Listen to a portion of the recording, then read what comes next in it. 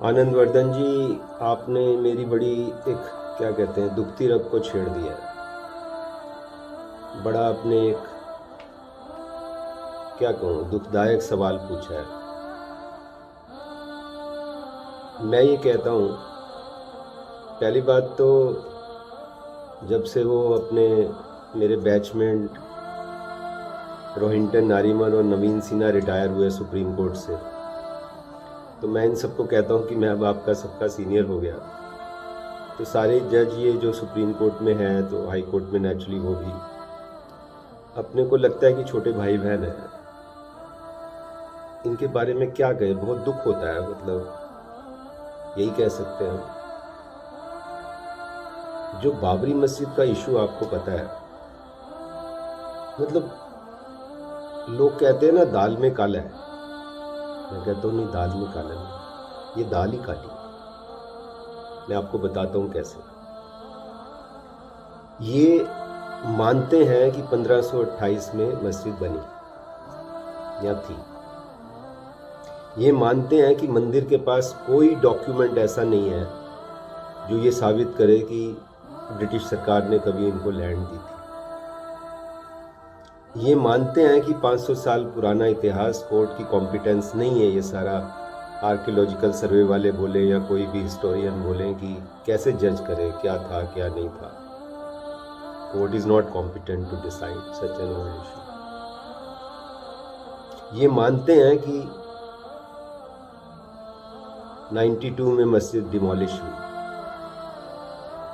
सोचिए, आम कानून में 12 साल बाद अगर कोई क्लेम करे तो कहते हैं आप साबित करिए। यहां 500 साल बाद उन्होंने कुछ साबित नहीं किया। और एक लैंड डिस्प्यूट है, उसमें आप सोचिए ना, तभी मैं कहता हूं दाल ही काली है। लैंड डिस्प्यूट में आपको 5 जज क्यों चाहिए? क्योंकि 2 जज तैयार नहीं हो रहे थे, हिम्मत नहीं हो रही थी पाप करने की। तो जैसे क्राइम के टाइम लोग इकट्ठे जो होते हैं तब क्राइम होता है ज्यादा।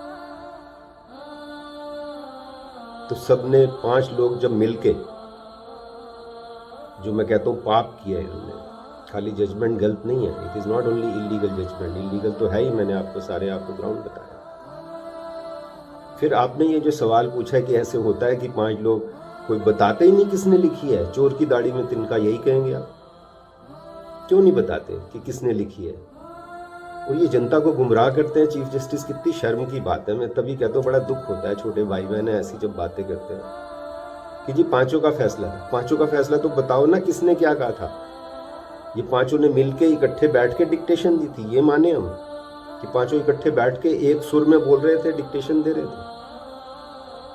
370 में इन्होंने खुद जजमेंट जो लिखी है, 3 के बिहाफ पे इन्होंने लिखी, जस्टिस कौल ने अपनी लिखी, जस्टिस संजीव खन्ना ने अपना व्यू दिया। सारा पता लगा ना किसने क्या कहा है।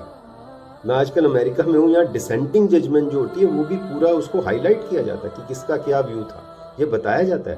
People feel proud.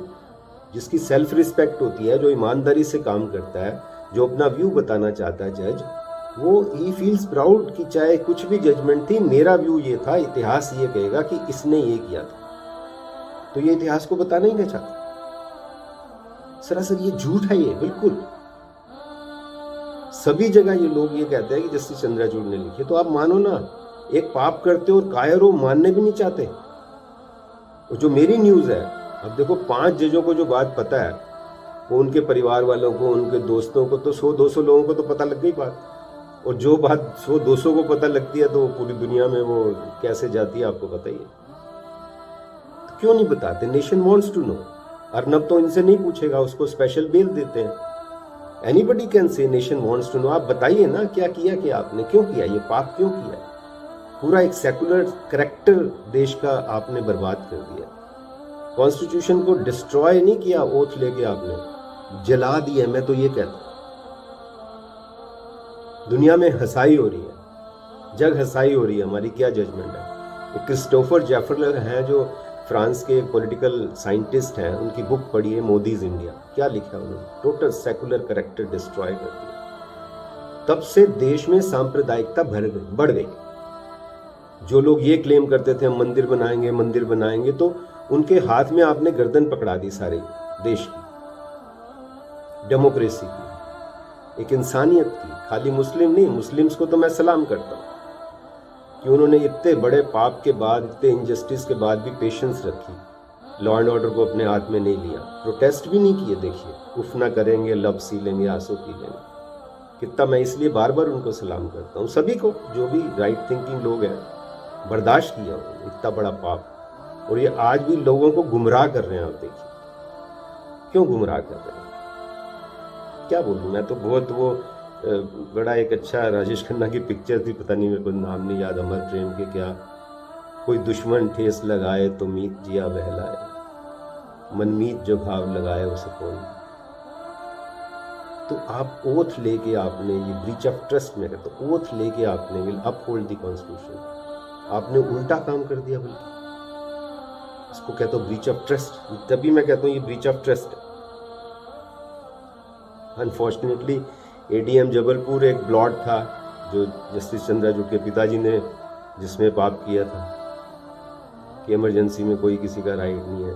अब ये भी एक ब्लॉट के, ये तो खैर कई ब्लॉट और भी हैं, कभी हम डिस्कस करेंगे। ये तो इतना बड़ा ब्लॉट है, मेरे को लगता है अब हिट ही नहीं सकता। अब कोई ये तो कह नहीं सकता कि दोबारा से मस्जिद बना दो। इतना बड़ा जो ब्लॉट लगाया, नेशन वांट्स टू नो, क्यों नहीं अपना नाम बताना चाहते हो, क्यों लिखी है जजमेंट, बताएं ना ये लोगों को, इनको कटघरे में खड़ा करना चाहिए। मैं तो ये भी कहता हूँ, मैं तो सारे जो एमपीज हैं, मतलब कोई एक भी ऐसा नहीं है जिसमें हिम्मत है या जो थोड़ा ताकत से ये कहे कि इनका इम्पीचमेंट मूव करना चाहिए। किसी भी देश में आज नौजवानों को भी मैं कहता हूँ, आप पढ़िए और बताइए कि क्यों नहीं इम्पीच होने चाहिए। ये कुछ बातें थी, मैं सोचा आपको बताऊं क्यों। और नया काम जो इन्होंने किया है, एक और काम मेरे को भी पता लगा कि ये मंदिर गया वहाँ पे और कहते हैं ध्वजा, ये जस्टिस की ध्वजा है, मंदिर के ऊपर जो ध्वजा है, मंदिर के ऊपर की ध्वजा वो जस्टिस की ध्वजा है। क्या आप नेक्स्ट जनरेशन को क्या बता रहे हो? एक चीफ जस्टिस होके आप भगवा पहन के आप मंदिर जाते हो, कहते हुए ध्वजा जो है मंदिर में, वो ध्वजा तो एक, मेरे को कहना नहीं चाहिए, वो तो डिस्क्रिमिनेट करती है ध्वजा। उस मंदिर में जा नहीं सकते, दलित नहीं जा सकते, ये नहीं जा सकते, वो नहीं जा सकते। आपका तिरंगा झंडे की ओथ ली है आपने, ध्वजा की ओथ नहीं ली है, भगवा कुर्ता पहन के जाने की ओथ नहीं ली है। आप क्या मैसेज दे रहे हो?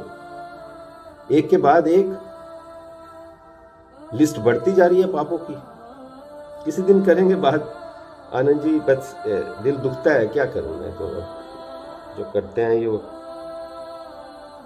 मैं तो कबीर फैन हूं। कबीरा तेरी झोपड़ी गलकटियन के पास, करेंगे सो भरेंगे तू क्यों गया उदास। पर उदासी आती है, आप सोचते हो। इनको सोचना चाहिए कि कबीर ने क्या कहा या अल्लामा इकबाल ने क्या कहा है। पानी पानी कर गई मुझको कलंदर की वो बात, जब भी गिरा तू गैर के आगे ना तन तेरा ना मान। जमीर मेरे को लगता है खत्म हो गए लोगों। कैसे देश 140 करोड़। आनंदवर्धन जी, मैं पहले भी एक जगह कहा, आप 15-20 आप शेर बोल रहे हो, बस आप बोलते हो, वानखेड़े बोलते हैं, दीपक शर्मा बोलते हैं, बादशाह सिंह, अरफा खानम, 15-20 यही शेर ही बोल रहे हैं। वो शेर नहीं है। 140 करोड़ सफर कर रहा है। ये 80 करोड़ वो नहीं जिसको सरकार खाना देती है, सो कॉल्ड। बाकी 50 करोड़ बिजी है रोटी रोजी में। और जो 8-10 करोड़ ठीक से कमा रहा है, वो सांस नहीं ले सकता है, वो बोल नहीं सकता है। इतना माहौल, और इस सब के जिम्मेवार, मैं बार at the cost of repetition कहता हूँ, इसके सबके जिम्मेवार चीफ जस्टिस चंद्राचूड़ का सबसे बड़ा ब्लेम। जो उन्होंने 5 जजों ने जजमेंट दी, तब से आपने बिल्कुल देश का माहौल तब से ज़्यादा खराब हुआ। उन ताकतों को जो सांप्रदायिक हैं, जिनका देश को तोड़ना, जिनका जो नफरत फैलाते हैं, उनको ताकत मिल गई। तो इनको भी ये भी सोचें, जो इकबाल कहते हैं, अपने दिल में डूब के पा जा, अपने दिल में डूब के पा जा सुरागे जिंदगी। तू अगर मेरा ना बना मत बन, अपना तो बन। तो चलिए आनंद जी, आप भी करते रहिए अपना कर्तव्य, हम भी करते रहते हैं, इनको अपना करने दो। Thank you. जय हिंद।